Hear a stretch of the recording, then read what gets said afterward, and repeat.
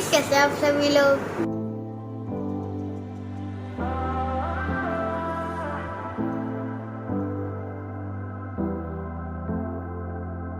My YouTube family, कैसे आप सभी लोग। अस्सलाम वालेकुम माय यूट्यूब फैमिली, कैसे हैं आप सब लोग। मुझे उम्मीद है आप सब ठीक ठाक होंगे। मैं भी यहाँ बहुत ठीक ठाक हूँ और आप सबको मेरी तरफ से जुम्मा मुबारक, क्योंकि आज मैं फ्राइडे ब्लॉग अपलोड कर रही हूँ आप लोगों के लिए।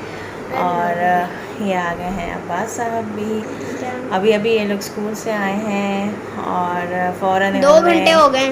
2 घंटे हो गए हैं। और आके अभी क्या किया है आप लोगों ने? हम लोग आए, नहीं आप मूवी लोगों ने अभी देखी स्पाइडर मूवी देखी है। स्पाइडरमैन हो गए होम। जी, तो वो भी मैं अभी आपको दिखाती हूँ कि किस तरीके से आते के साथ ही ये लोग स्पाइडर मूवी देख रहे थे नेटफ्लिक्स पे, नो वे होम।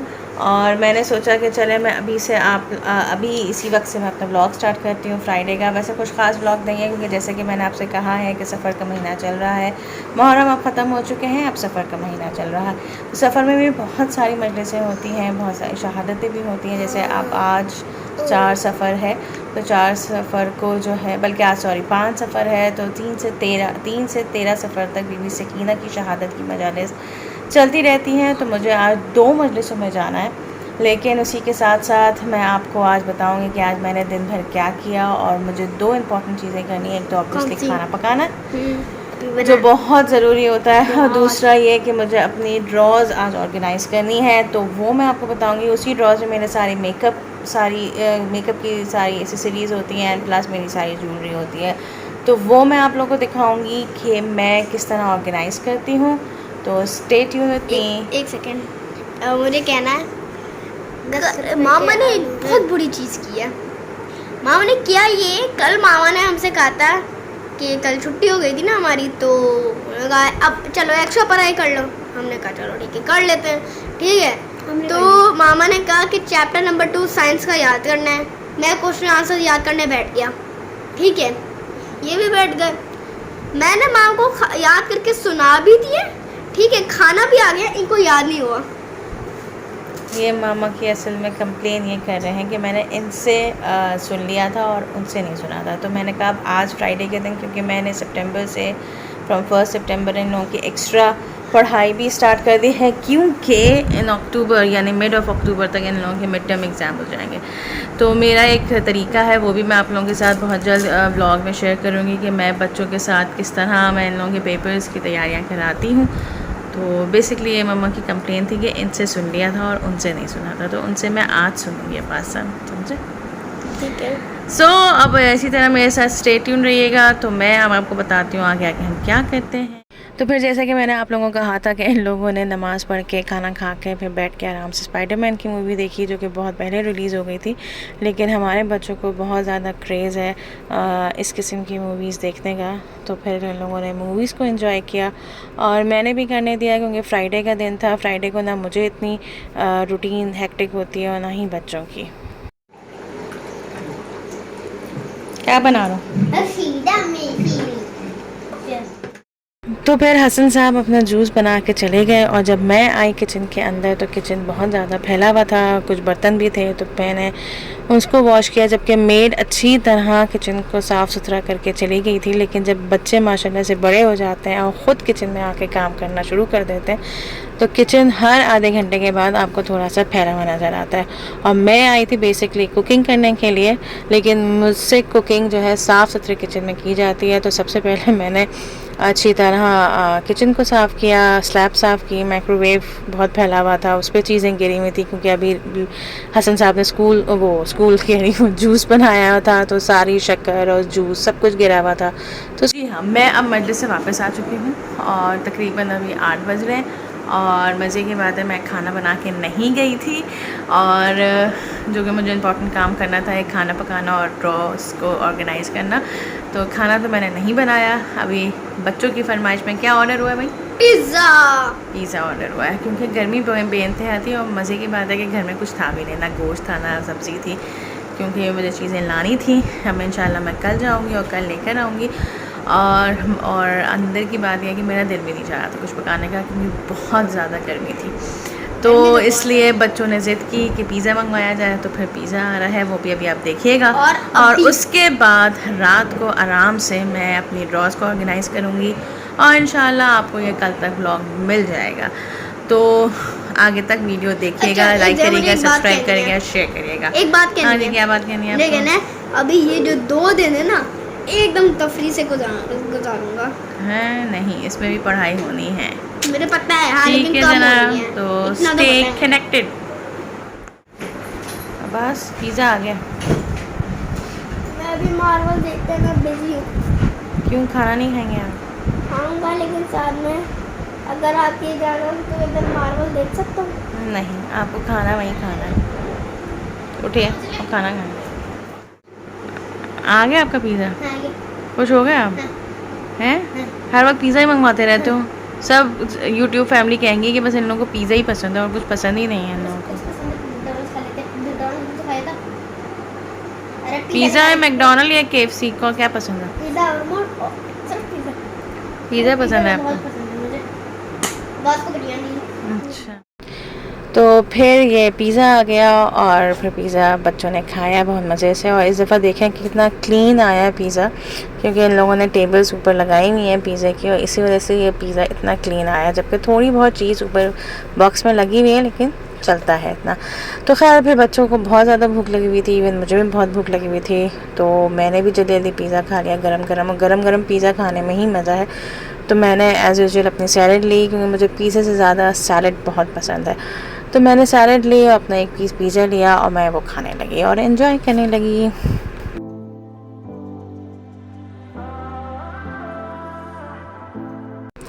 और जैसे कि मैंने आपको कहा था कि मैं आपको इस व्लॉग में, क्योंकि आज फ्राइडे था और नेक्स्ट डे छुट्टी थी, तो मैं रिलैक्स से रात में बैठी AC खोल के, और फिर मैंने जो है अपनी ड्रॉज़ को साफ़ किया। क्योंकि मेरी ड्रॉज़, मैं बहुत दिनों से सोच रही थी कि मैं अपनी ड्रॉज़ को साफ़ करूँगी, क्योंकि बहुत ज़्यादा मैसी हो रही थी, कोई चीज़ें मुझे मिल नहीं रही थी। तो मैंने कहा एट लास्ट मैं अपनी ड्रॉज़ को ऑर्गेनाइज़ करूँ।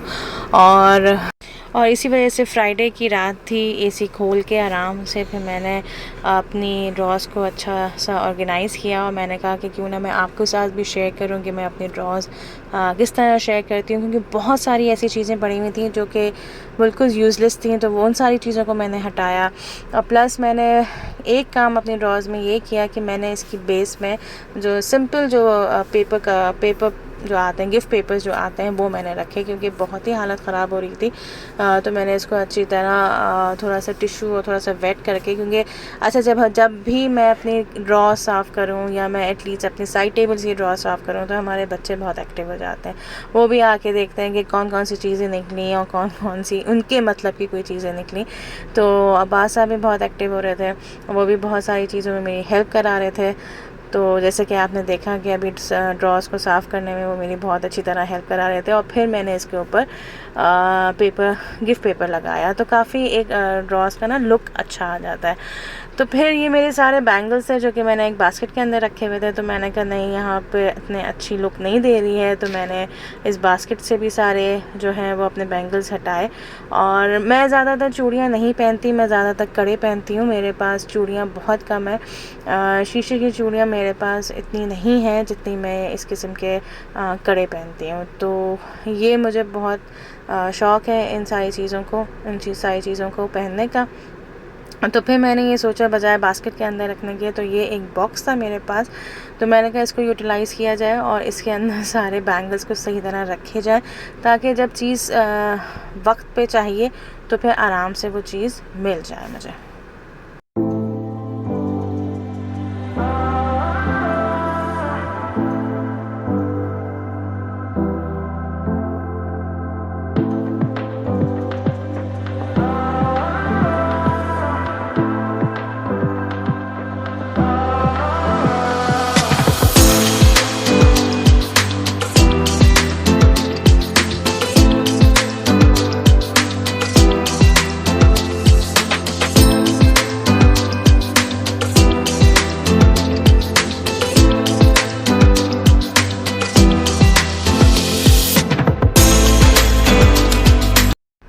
और फिर इसी तरीके से ये भी एक पार्टीशन बॉक्स था मेरे पास। अच्छा, बेसिकली ये जो बॉक्स है इसके अंदर सारे परफ्यूम्स आए थे मेरे भाई ने मुझे गिफ्ट किया था परफ्यूम्स, तो वो मैंने फिर इस बॉक्स को, मुझे बहुत अच्छा लगा ये बॉक्स और मैंने ये यूटिलाइज़ कर लिया एज अपना ज्वेलरी बॉक्स ना।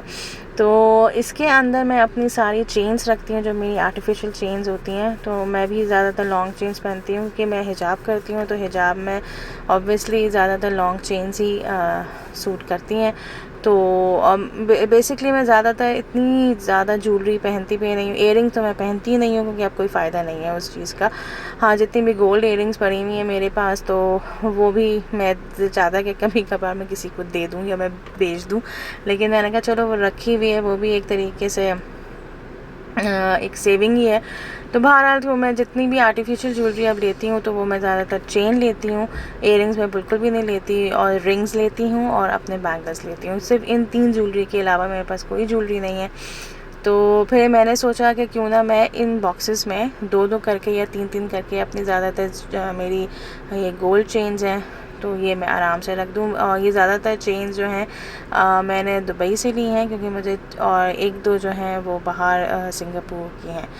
तो ये मेरा एज सच मेरी जो है वो लॉन्ग चेन की ये ज्वेलरी बॉक्स बन गया। और इसके अंदर बाकी थोड़ी बहुत तस्वीरें हैं बच्चों की मेरे पास पासपोर्ट साइज़ की, वो मैंने इसके अंदर रख दी थोड़ी बहुत। तो अच्छी तरह, बहुत ज़्यादा मैसी हो रहा था तो उसको अच्छी तरह उलझी हुई थी बहुत सारी लॉन्ग चेन, जो मैंने उनको अच्छी तरह सुलझा के फिर मैंने इसके अंदर रख दी।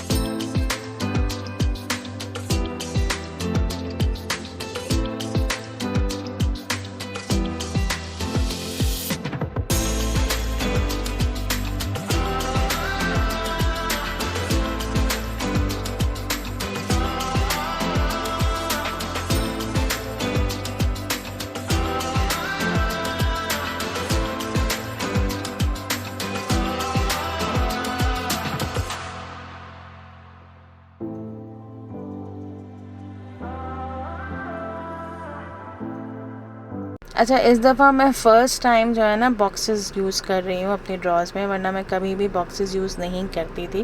अब जब बॉक्सेस यूज़ कर रही हूँ तो मुझे समझ में नहीं आ रहा कि इसको सेट कैसे किया जाए। कभी मैं किसी और पोजीशंस के तरीके से रख रही थी, कभी कुछ, क्योंकि मुझे और भी चीज़ें रखनी थी। जैसे ये बास्केट है, बास्केट के अंदर भी मुझे अपनी जितनी मेरा मेकअप का स्टफ़ था वो मुझे अंदर डालना था इसके अंदर। जैसे मैं मेकअप भी ज़्यादातर मेरी जो होती है वो नॉर्मल ब्रश ऑन होते हैं या लिपस्टिक या नेल पॉलिशेस वगैरह होते हैं, तो वो भी मैंने सोचा कि क्यों ना मैं इस बास्केट के अंदर रखूं, क्योंकि फिर वही चीज़ कि अगर जो चीज़ ढूंढनी चाहे तो वो आराम से चीज़ मिल जाए। तो खैर बहरहाल, तो इस तरीके से मैंने अपनी हर चीज़ को अच्छी तरह देखा, समझा, और फिर अच्छी तरीके से मैं अपनी ड्रेसिंग टेबल को, बिल्कुल समझ में नहीं आ रहा था कि कौन सी चीज़ कहाँ रखूँ। कभी कोई चीज़ कहीं और फिक्स कर रही थी जैसे कि आप लोग देख रहे हैं, लेकिन फिर इवन मैं सोचने भी लगी कि भाई मेरी तो ड्रॉज़ काफ़ी छोटी है मेरी चीज़ों के लिए, लेकिन फिर एट लास्ट जो है वो मैंने कहीं ना कहीं अच्छी तरह सेट कर ली अपनी ड्रॉज़ को और कहीं ना कहीं अपनी जगह बना ली। और ये सारे मेकअप किट ऐसे हैं कि इसमें से बहुत सारे मैं यूज़ भी नहीं करती, बिल्कुल नए के नए रखे हुए हैं, क्योंकि मुझे इतने मेकअप करने का शौक़ ही नहीं है। अगर आपने मेरी कोई ओकेजन की वीडियोस देखी होंगी तो आपने देखा होगा कि मैं कोई इतना ना हैवी मेकअप करती हूँ, तो इसलिए मुझे हाँ कलेक्ट करने का बहुत शौक़ है ये सारी चीज़ें करने का, लेकिन यूज़ मैं बहुत कम करती हूँ। और आजकल तो खैर मुहर्रम चल रहा है तो आजकल तो मैं बिल्कुल भी यूज़ नहीं कर रही हूँ। तो बहरहाल इस तरीके से मैंने अपनी ड्रॉज़ को जल्दी जल्दी ऑर्गेनाइज़ किया, तो थोड़ा सा सुकून मिला अपनी ड्रॉज़ को ऑर्गेनाइज़ करके। और आप लोग भी कमेंट बॉक्स में लिख के बताइएगा कि आप लोग अपनी ड्रॉज़ में क्या क्या चीज़ें रखते हैं और क्या क्या किस तरीके से ऑर्गेनाइज़ करते हैं। और अगर आपको ये व्लॉग अच्छा न लगे तो प्लीज़ कमेंट बॉक्स में लिख के ज़रूर बताइएगा कि अच्छा लगे, या इवन अगर बुरा भी लगे या कुछ आप कमेंट्स करना चाह रहे हैं तो वो भी ज़रूर बताइएगा।